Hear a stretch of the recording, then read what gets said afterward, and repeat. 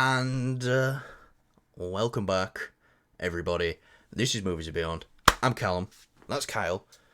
We have just seen The Marvels. Spoilers. Let's start with that. Because I want to jump straight into the spoilers with this. Kyle, what did you, in full detail now, what's some of the best parts of the film, and what's some of the worst parts of the film for you? Okay, so the trio was great. The trio were fantastic. I did Um, really like that. yeah, I don't. I feel like Kamala was the only one that stood out, but I kind of expected that, as she's probably like my favorite, anyways, out of the characters on display here. Um, it was cool to see Monica Rambeau. I just don't think they very well done the powers thing. Yeah, well, With, her with her. relationship with Carol didn't really hit like I thought they thought it would. No, yeah, it kind of just like, yeah. They try to set it up, but it just kind of fell a bit flat. With her powers, though, I like, but at the end of the film, she has like spider webs to bring the universe in, and I'm like, what the fuck is going on here? Um, it She's it the new just Madam kind, Web. it just kind of, I don't know. It's a strange. There's things in it I really like though, with the whole um portal scenes. So like in especially in Guardians of the Galaxy, it's heavily featured in that the jump points. Yeah, this little How thing that James Gunn introduced, just as they like a make visual thing. they make a story out of it. I mean, originally it wasn't like that. In Guardians 1, it wasn't like that, was there? They didn't Yeah, have jump. But in this one, they've obviously in Guardians 2, wasn't it? yeah, they added them for the first time. They added them, and they give a bit of lore to them, which is pretty cool. I don't know if I like the lore that much, but I like the concept of what they did The with it. quantum bands. Yeah, some shit like that. um, it was cool. I like the premise of the bad guy. She's just trying to get revenge and save a planet. She's doing it. She's doing it through Yeah, these she's portals. got purpose. It's Yeah, not being evil to be evil. but like the character, like I said about the character in our mini non-spoiler review in the Bad Habits. Video, Re- which yeah, might be up. might be up by now. It's the character herself didn't stand out. There was nothing really. There was no personality to it. It Felt was like a just kind Phase of 1 like, villain. Really felt like a Phase 1 villain. yeah, and like it was just one of those villains where it's like, okay, she's killed off, she's gonna get killed off, whatever. There was no depth to the character other than her motives. The motives were great, and I feel like that was fulfilled quite well. They pushed the scrolls to the side a little bit. They fuck off to Asgard or New Asgard.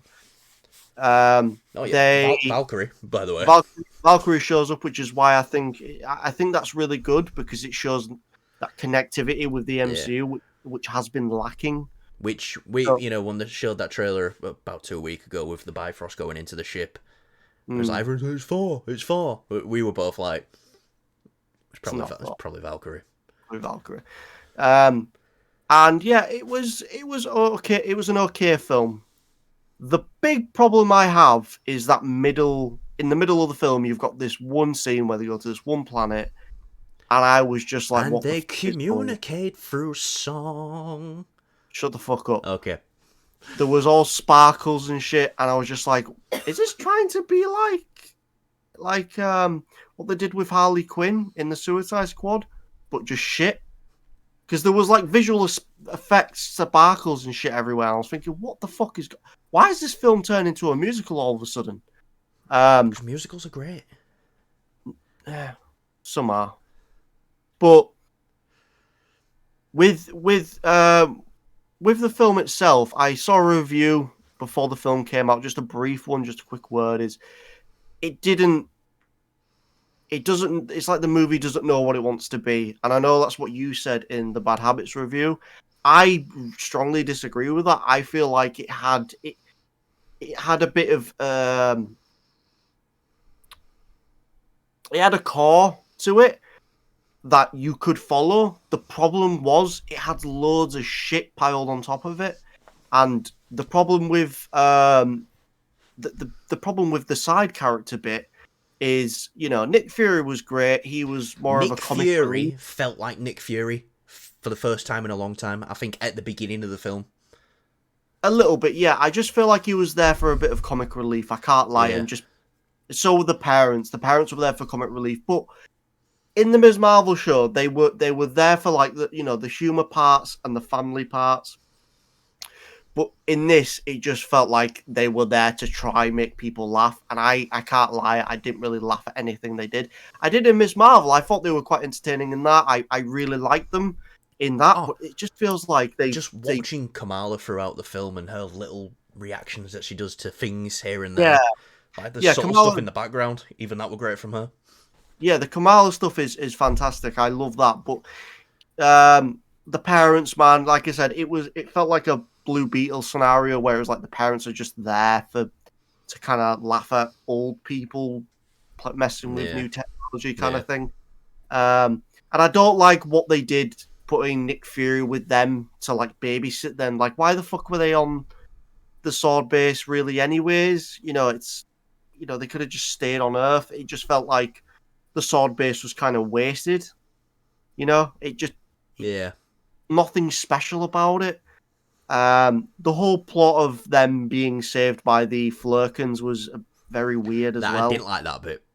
I didn't like that bit, no. I think they went for, they could have done like a funny gag with it maybe, but still, I'm pretty sure the Flurkins, when they eat people, they devour them. These Flurkins aren't like dimensional beings where they can shrink things, right? Yeah, they are. They can? Yeah, I don't know. They've got like pocket dimensions in them or some shit like that.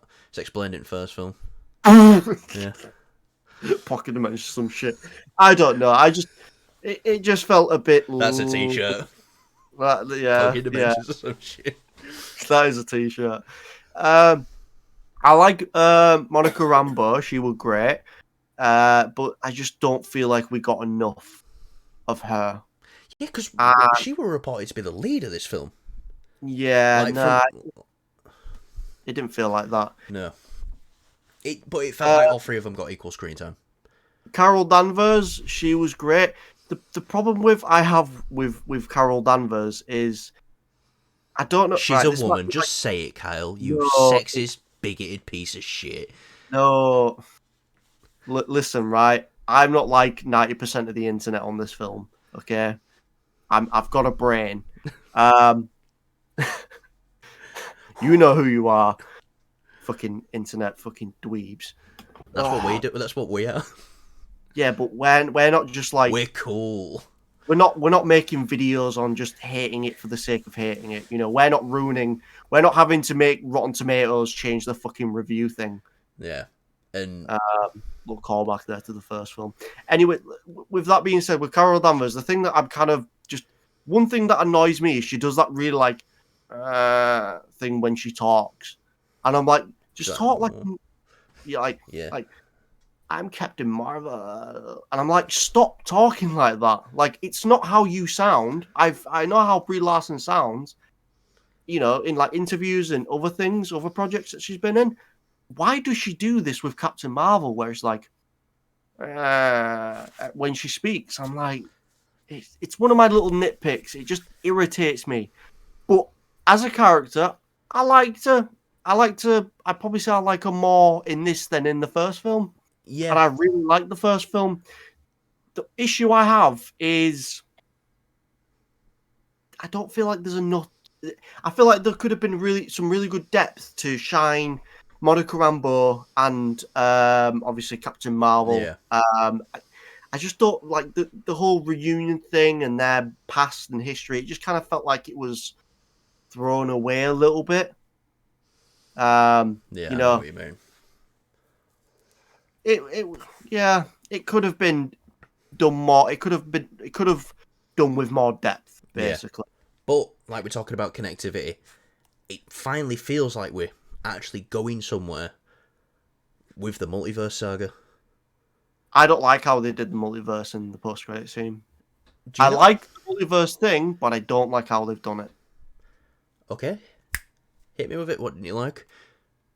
Because it's caused by a tear in the jump points. Yeah. And I'm thinking, well, if that was the case, the jump points are, if anything, it would just teleport them to another. It would have just teleported Monica Rambeau to somewhere out in deep, deep space. Yeah, but far it's quantum away mechanics or galaxy. some shit. I don't know how it works.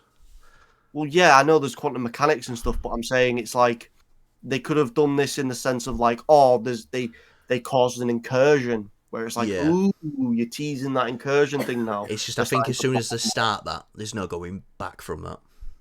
And if we had in the first film we see an incursion, the Marvels stop it, it wouldn't be a big threat when it came up later. Well, I mean, they could have done something where it's a bit smaller, kind of. It basically was an incursion. But smaller. It was smaller, but it's just like I don't like how it there tied was in. another reality bleeding into ours. There was, but Our universe. Yeah. yeah, I just don't like how they did it with that. It felt. I like how they did it in Doctor Strange, Yeah. but with this, it just felt like they had it. It starts to feel the jump thing have no rules to it. It's just kind of it can do whatever it wants. There was logic and rules to it. All right, well, apart from that, did you like where she ended up? When Monica Absolutely. yeah, Obviously, that was so cool seeing Kelsey Grammer as Beast. yeah. So cool. I didn't expect it when I seen the blue person walk past in the behind. I thought I just didn't think of it out of it because we've been seeing blue people the whole film. Yeah. I thought Kree, and then it's fucking Beast, and then in the X Mansion, I'm assuming. Yeah, I do think that's the original X-Men universe. Then I think it might be the Days of Future Past universe. Yeah, could be. I mean, their timeline's all fucked up anyway, Yeah. so it don't matter. But X-Men are in this film a little bit, kind of. Well, in the post-credit scene, it did feel connected. It didn't feel. It just felt like a nice surprise kind of thing. The thing with the not post. It wasn't a post-credit scene, but it was at the end of the film. Was the Kate Bishop thing? Yeah. I love Ms. Marvel and Kamala Khan and obviously the character and just how she plays it. I just felt like this was really odd. Yeah. Like she just kind of. Like, how did she get Fury's? Well, she got it from. Well, it was left on her couch, wasn't it? Back at the place. Right, yeah. She says that, but Yeah. the point is like, what? So is she trying to form like a mini team? Young Avengers, possibly. I mean, if that's what they're doing, then okay, I'm up for it. It just feels like that's not what's going to happen. So Yeah, especially right now. yeah. So Now I they're mean, dialing everything back. I like the little nod back to the original Avengers kind of thing with Nick Fury and stuff. It just felt a little out of place for this. Yeah, and do you know what? I loved seeing. I think it would have worked if it was like a post-credit scene or like a throwaway shit post-credit scene. Kate, it's always good seeing Kate Bishop. Yeah, because what's it been now? Nearly 2 years since we've seen her on screen, and anything. Kate Bishop is guy, bro. But yeah, what did you not like about the film then? Because I'm quite curious because I know you are disliking it more than me at this moment. And this I'll say it right now. This is someone from. I really enjoyed the first Captain Marvel film. I thought the action were good. Sorry, just put in, but I thought the action were pretty good. Towards the end, when there was more in sync with the powers, I thought it would. I liked the house scene. That felt very like. There was one shot in the house scene that made me just disconnect with it, and it was when Monica goes to punches that guy, flies through him, and then hits him at the other side. Yeah, that's her powers and it's cool and everything. It just looked so fucking weird. That was. I'll admit that looked a bit wonky. Yeah. But everything else in that scene was pretty good. I liked the family dynamic in that scene. I thought it actually worked quite well there, where they're all trying to get involved. Yeah, I did like that, but that's all they needed. Yeah. They didn't need to be in the film later on. But yeah, do you know what? It's just didn't click with me. Like when they got to musical stuff, I was laughing because I was watching you cringe. That's why I was having fun with that. Because I thought it was fucking hilarious. I wasn't even watching the screen then, I was watching you. I'll say this: if they cut that singing, not that planet, but the singing stuff out, mate, that planet deserves what happened to him. absolutely. There was no way they were defending themselves if that's their only way of communicating, which it isn't, because it's just a fucking shit joke. Anyways, if they cut out that singing bit and the whole sparkly shebang, whatever it was, if they cut that out, yes, the film would have been a tiny bit shorter, but it would have been better. Yeah. I would have been like, oh, I would not mind going, and I would not mind watching this again when it arrives on Disney Plus.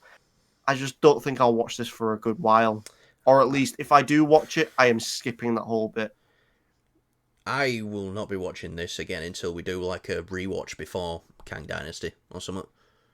But then none of this feels essential leading up to it. You know what I mean? And this has got something that should be essential. If they do anything with that post-credit scene, but that's a post-credit scene, so it's kind of disconnected from the film. I think they will. I will say one thing. If I was going to get a Captain Marvel hot toy, it'd be the one underneath me. I thought you were going to say I wouldn't get one. It'd be that. It would be that one. I think that suit was the best one. I was upset when she changed it. What, to the left? Yeah, under me. The whole explanation for the suit thing was very weird. It's just like, why is Captain Marvel's, like, they're in this sort of bright place and they all get armor, like customized armor. I would have been happy with Kamala Khan keeping her suit. Which, do you notice that in the middle of the film? She's in her suit in her house. Yeah. Yeah. And then when she's falling from the sky, I thought she changed. I thought she changed beforehand. She Did didn't. She not? She was in her costume. Sure? I'm pretty sure. She was. Because I remember that stood out to me in the film. I was like, oh no, I think she changed before. It's somewhat little. But I think she was. I think she did change after they had the fight. I think she did change. Right. But I might be wrong. But I remember thinking that, oh no, she must have changed. Yeah, she might have done. Anyways, I don't mind the suits. They all look pretty good to me. I prefer Kamala's original one. I do as well. That's one suit I prefer of the original.